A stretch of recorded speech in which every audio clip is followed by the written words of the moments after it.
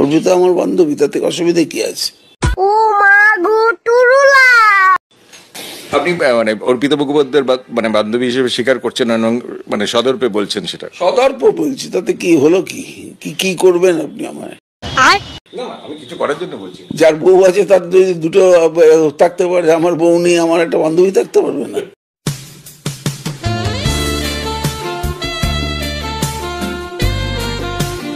আমার বউ নেই, আমার একটা বান্ধবী থাকতে পারবে না?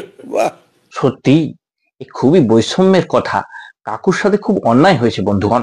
লোকটা যে শুধু দুঃখের সহিত তার মনের কথাগুলো বলেছে এমনটা নয়, এই কথাগুলো হচ্ছে হাজার হাজার বেকার ছেলেদের বুকের ভেতর থেকে বেরিয়ে আসা কথা। আমার বউ নেই, আমার একটা বান্ধবী থাকতে পারবে না? বাহ।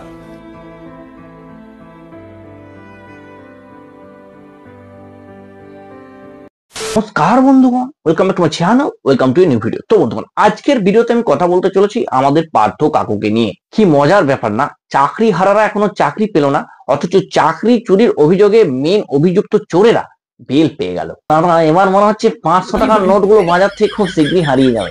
তো যাই হোক, কাকু আমাদের জেল থেকে বেরিয়ে কন্টেন্ট দিতে বসে পড়েছে। তো চলো কাকুর কিছু ভাইরাল ইন্টারভিউ দেখবো এবং সেগুলোকে নিয়ে চুলচেরা বিশ্লেষণ করার চেষ্টা করবো। কিন্তু তার আগে যারা যারা এখন পর্যন্ত চ্যানেল সাবস্ক্রাইব করেন, প্লিজ চ্যানেল সাবস্ক্রাইব করে পাশে থাকো, পাশের বেল আইকনটা অল করে দিও, যাতে পরের ভিডিওগুলো নোটিফিকেশন তোমাদের কাছে পৌঁছায়, আমার চ্যানেল সাথে জুড়ে থাকতে পারো। তো চলো আর বেশি দেরি না করে ভিডিওটির গভীরে যাওয়া যাক।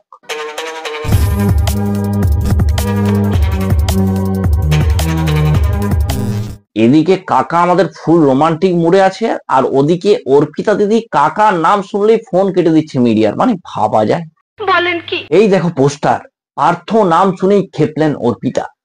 অর্পিতা দি, আমার শেষ দুটো প্রশ্ন। একটা পার্থ চট্টোপাধ্যায় তিনি বিভিন্ন ইন্টারভিউতে দাবি করেছেন, তিনি একেবারে স্বাভাবিকভাবেই তার স্বভাবসিদ্ধ ভঙ্গিতে তিনি বলেছেন যে অনেকে দুটো বউ থাকতে পারে, আমার বান্ধবী থাকলে অসুবিধা কি?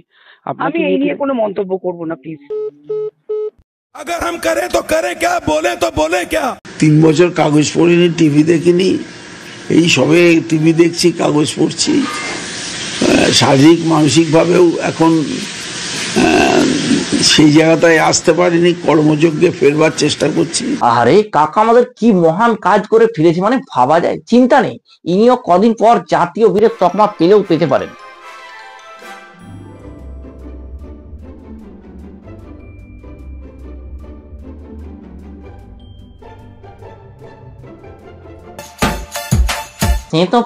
সে তো পাবেনি। যে লোকটা জেল থেকে হুইল চেয়ারে করে বের হয়, তারপর বাড়িতে এসে দাঁড়িয়ে দাঁড়িয়ে সশরীরে বরণ নেয় এবং হেঁটে হেঁটে বাড়ি ফেরে, সে জাতীয় বীরের তকমা পাক বা না পাক, জাতীয় অ্যাক্টরের তকমা শিওর পাবে।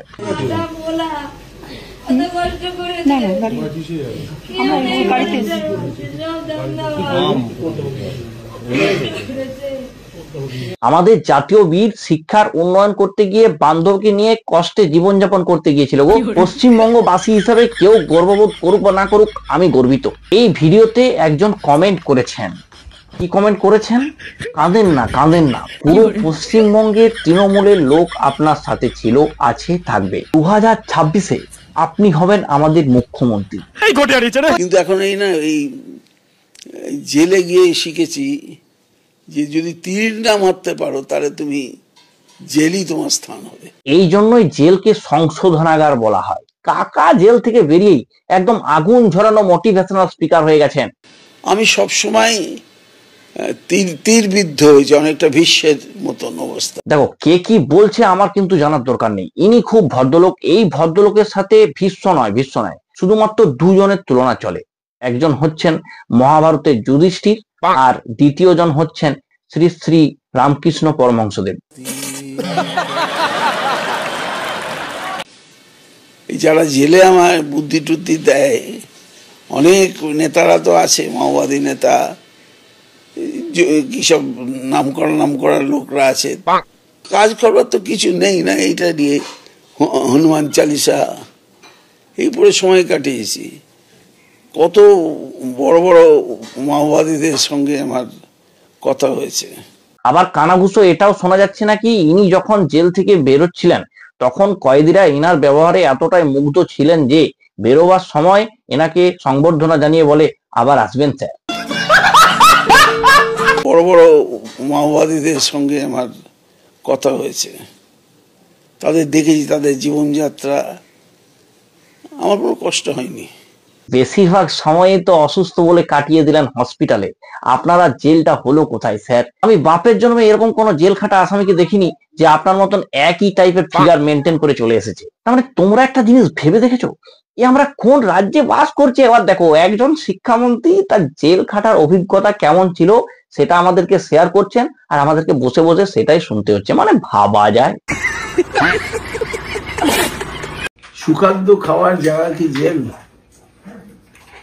জেল হচ্ছে কারোর জীবনে যেন জেল না আসে, এটা আমার সবচেয়ে প্রার্থনা মনে গেছে। যারা জেলের মধ্যে আছে তারা তাড়াতাড়ি মুক্তি পাক। বিনা বিচারে কত বছর তারা আটকা আছে, শুধুমাত্র পয়সা নেই, আইনি লড়াই করতে পারছে না, তাদের জন্য।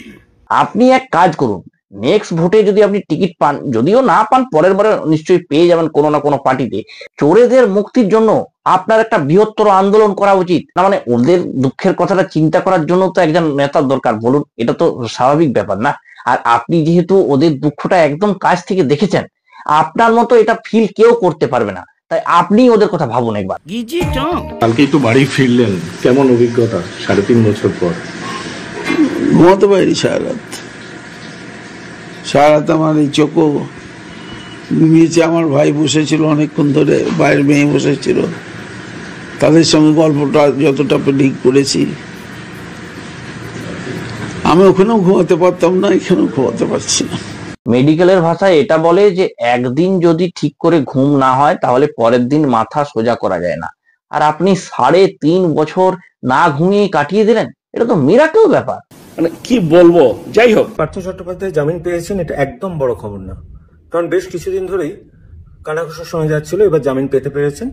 2.5 বছর জেলে আছেন, সেরকম প্রমাণ নাকি পাওয়া যায়নি, ঠিক আছে, সেটা আইনের ব্যাপার, আইন বুঝবে।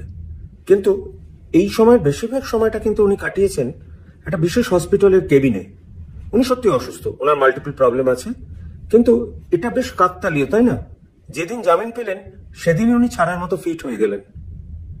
হতে পারে, বলা যায় না, কিন্তু এটা আমার কাছে কাকতালীয় না হয়ে কিছুটা মনে হচ্ছে যে এটা কিছুটা সাজানো। জানি না, সেটা ডাক্তাররাই বলতে পারবেন যারা তাকে দেখছিলেন, কিন্তু এটা হওয়া খুব অস্বাভাবিক। একজন মানুষ যিনি অনেকদিন ধরে অসুস্থ, যেদিন জামিন পেলেন সেদিনই সুস্থ হয়ে গেলেন। ভাববেন তো একবার, কিভাবে ফিট হয়ে উঠলেন সেটা আপনি একজন ডক্টর হয়ে বুঝতে পারলেন না, তাহলে আমাদের মতন সাধারণ মানুষ আমরা কি করে বুঝবো বলুন তো স্যার?